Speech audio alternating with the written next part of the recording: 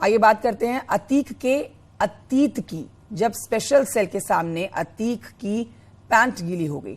बात 2008 की है। राज्यपाल हत्याकांड में फरार चल रहे अतीक को दिल्ली पुलिस की स्पेशल सेल ने गिरफ्तार किया। न्यूज 18 के साथ बातचीत में स्पेशल सेल के पूर्व स्पेशल कमिश्नर करनैल सिंह ने खास बातचीत जो की है, कई बड़े उन्होंने खुलासे किए हैं, सुनिए।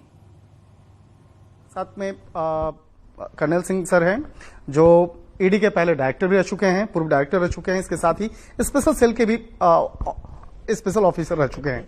सर मैं समझना चाहता हूं, अब ईडी की बात में करेंगे, लेकिन हम सबसे पहले समझेंगे सर स्पेशल सेल के वक्त में जब उसकी गिरफ्तारी हुई थी, किस तरह से पूरा माहौल था, किस तरह से उसकी गिरफ्तारी हुई थी? देखिए, स्पेशल सेल जो है बड़ी यूनिक फोर्स है दिल्ली पुलिस की, और जब मैं था और मेरे से प्रेडिसेसर भी थे नीरज कुमार जी, हम लोग चूज करते थे स्पेशली कि स्पेशल सेल में कौन आना चाहिए, क्योंकि इनका काम बड़ा टफ होता था। और टफ काम इस तरह से कि एक तो एंटी टेररिज्म का काम करना है, टेररिस्ट को डील करना है।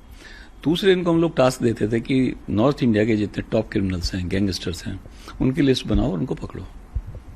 तो इस सीरीज में एक क्रिमिनल का नाम आया जिसका नाम था अतीक। मैं वही सवाल पूछना जा रहा था, जब उस जो पूरा मामला है और उस वक्त में काफी चर्चा का केंद्र भी रहा था, उस वक्त में हम लोग रिपोर्टिंग भी करते थे, और उस वक्त में एक बात बेहद चर्चा का केंद्र बना था कि जैसे ही पिस्टल देखा और स्पेशल सेल का नाम सुना तो उस वक्त में कहा जाता है कि वो पैंट में ही उसके पेशाब हो गए थे।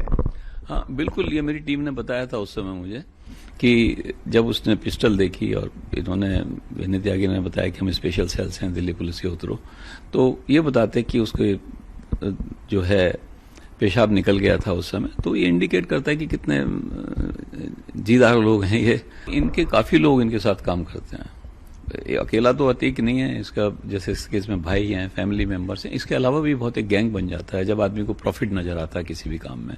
आपने एक्सटॉर्शन किया, पैसे ले लिए, थ्रेट किया, पैसे ले लिए, किसी को जमीन पर कब्जा करना है, जमीन पर कब्जा कर लिया, डिस्प्यूटेड प्रॉपर्टी है, दोनों को भगा दिया, उस पर कब्जा कर लिया। तो इस तरह से इनकी प्रॉपर्टी बढ़ने लगती है। अब वो प्रॉपर्टी अपने नाम तो नहीं कराना चाहते ये, तो इसलिए अपने जो छोटे लोग हैं अपने गैंग के, उन लोगों के नाम ही प्रॉपर्टीज कराना शुरू कर देते हैं, जिसको हम बेनामी प्रॉपर्टी कह सकते हैं। और पैसे इन पर बहुत आते हैं, एक्सटॉर्शन के, प्रोटेक्शन मनी के।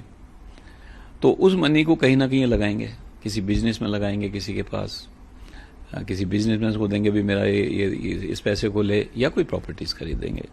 तो अगर किसी माफिया को खत्म करना है, किसी डॉन को खत्म करना है, किसी ऑर्गेनाइज क्राइम को खत्म करना है, तो बहुत जरूरी है कि उसकी जो प्रॉपर्टी जो उसके पास है उसको ट्रेस करें। तो बातचीत कर रहे थे जिस तरह से अतीक अहमद के बारे में बातचीत हो रही थी कि किस तरह से दिल्ली पुलिस की स्पेशल सेल ने अतीक अहमद को गिरफ्तार किया था और किस तरह से हालात हुए थे, किस तरह से एक कहा जा सकता है कि स्पेशल सेल के जाबाज बहादुर जवानों को देख करके क्या हालात हुए थे अतीक अहमद की। इसके साथ ही अगर ईडी की बात करें, ईडी जिस तरह से इस मामले में काम कर रही है और आगे की तफ्तीश करें, निश्चित तौर पर कहा जा सकता है कि आने वाले वक्त में अतीक अहमद और उसके जुड़े हुए कई ऐसे गुर्गे, उसके वो परिवार के सदस्य जो इस पूरे क्राइम में शामिल रहे, निश्चित तौर पे उनकी मुश्किलें और ज्यादा बढ़ सकती हैं।